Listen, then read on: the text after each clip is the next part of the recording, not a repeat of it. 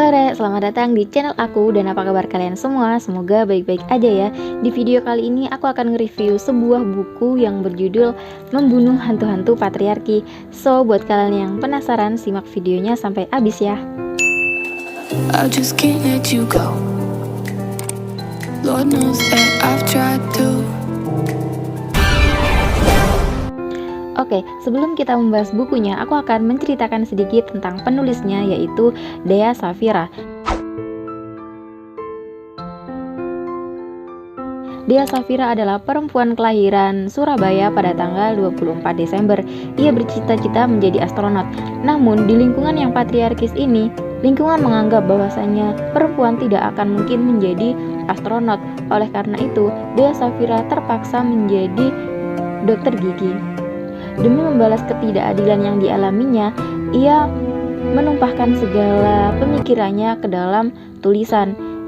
Baginya, menulis adalah suatu kebebasan yang sangat ia nikmati. Selain menulis, ia juga hobi menari tarian Jawa, melukis, dan juga berkelana. Dan ia juga berharap supaya perempuan lebih memiliki cerita yang panjang, pengalaman yang diangkat di layar lebar dan terabadikan di dalam sejarah. Oke, langsung aja kita ke identitas bukunya. Buku ini berjudul Membunuh Hantu-Hantu Patriarki, penulis Dea Safira, penerbit Jalan Baru, dan ini nomor ISBN-nya. Jumlah halaman 193 dan aku membelinya di toko Berdikari Book. Kalian bisa membelinya di Shopee ataupun di Instagramnya. Linknya aku sertakan di description box. Kemudian ini harganya 65.000.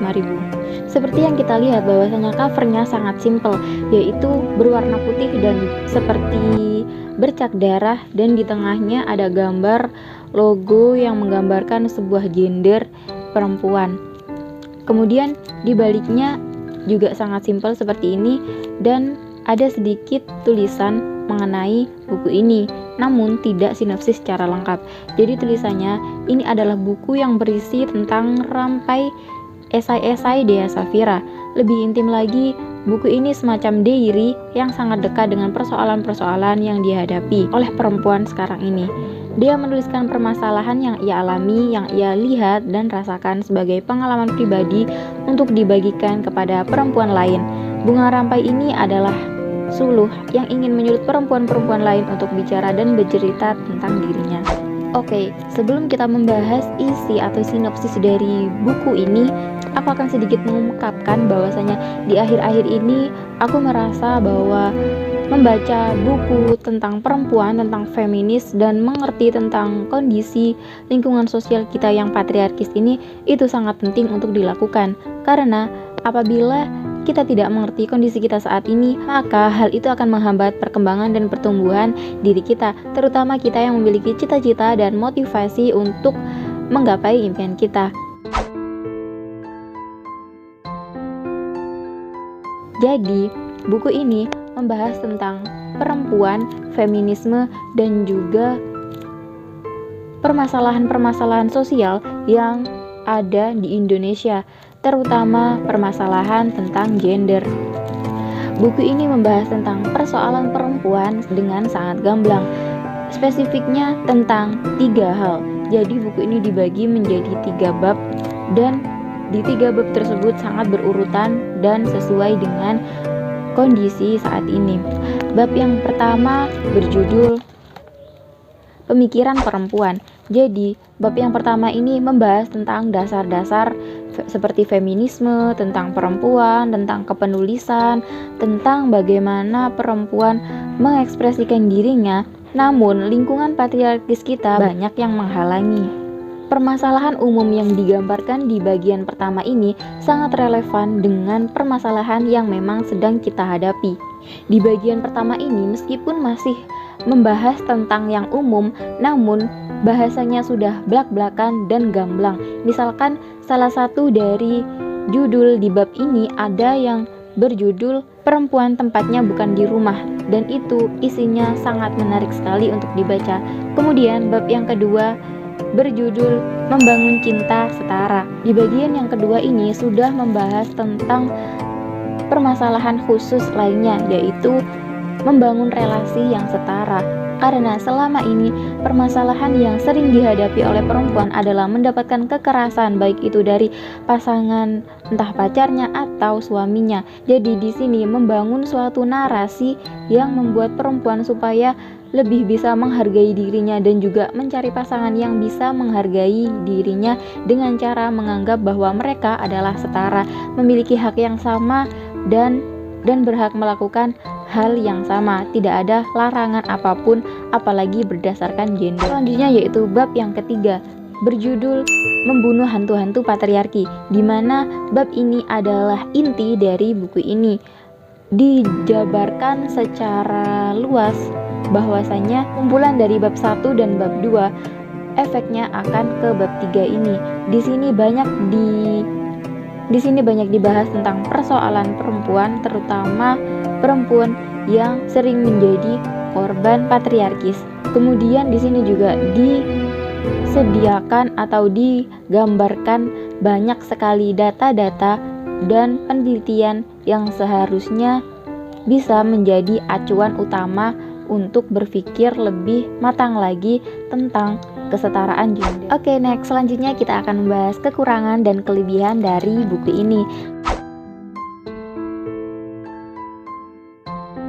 Kekurangannya menurut saya pribadi adalah ada beberapa istilah yang mungkin itu asing di telinga, asing di mata, dan mungkin solusinya adalah di bawahnya dikasih sedikit keterangan tentang kata-kata yang sedikit asing tersebut, karena tidak semua pembaca mengerti dan berpendidikan tinggi dan paham tentang istilah-istilah yang agak asing tersebut. Dan kelebihan yang pertama adalah bahasa yang digunakan dalam penulisan buku ini yaitu bahasa akademis namun ringan dan mudah dipahami, meskipun ada beberapa istilah yang agak asing di telinga tadi. Kemudian kelebihan yang kedua adalah banyaknya data-data dan informasi seperti penelitian dan sebagainya. Hal itu disampaikan dengan cara yang sangat apik di dalam buku ini, sehingga tidak membingungkan dan juga tidak terlalu overload. Enak lah gitu pas dibacanya.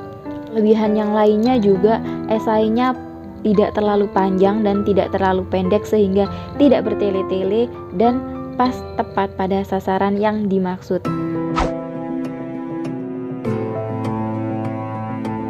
Kesimpulannya, buku ini membahas tentang permasalahan sosial terutama di lingkungan patriarkis dan permasalahan gender yang sangat penting untuk dipelajari, terutama untuk kaum muda.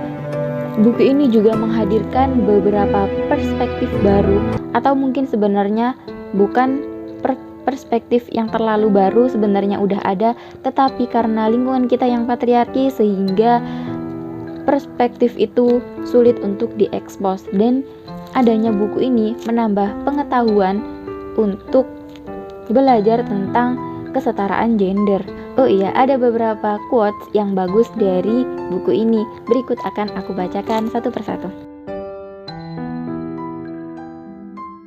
Yang pertama, kebebasan manusia bukanlah hal yang harus diberikan, baik itu oleh orang tua ataupun oleh laki-laki. Namun, kebebasan itu adalah dasar pondasi yang sudah ada sejak manusia lahir. Kemudian, mau riasan yang bikin pangling atau anti pangling-panglingan, klub perempuan akan lebih cantik jika ia bebas menentukan haknya sendiri. Quote selanjutnya,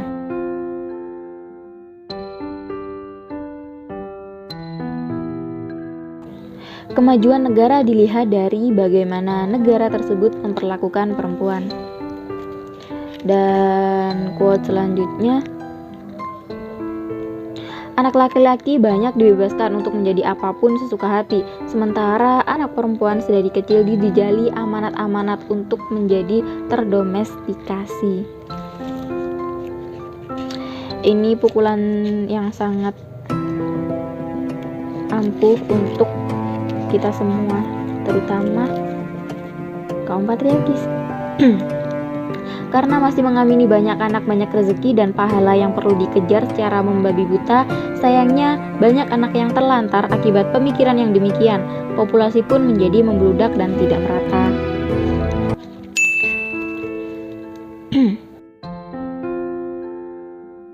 Nah, ini quotes yang paling berani dan paling belak-belakan, yaitu beberapa tokoh agama juga menolak RUU penghapusan kekerasan seksual karena mereka khawatir tidak bisa lagi memaksa istrinya untuk bersetubuh meski tahu bahwa istrinya menolak. Jadi sekian review aku kali ini tentang buku Membunuh Hantu-Hantu Patriarki ini. Bagaimana menurut kalian? Apakah kalian sudah ada yang pernah membaca? Silahkan komen di bawah ya. Dan jangan lupa di like, di subscribe, dan nyalakan tombol loncengnya supaya kalau aku upload video baru kalian mendapatkan notifikasinya. Dan jangan lupa follow Instagram aku di sini. See you on my next video. Dadah.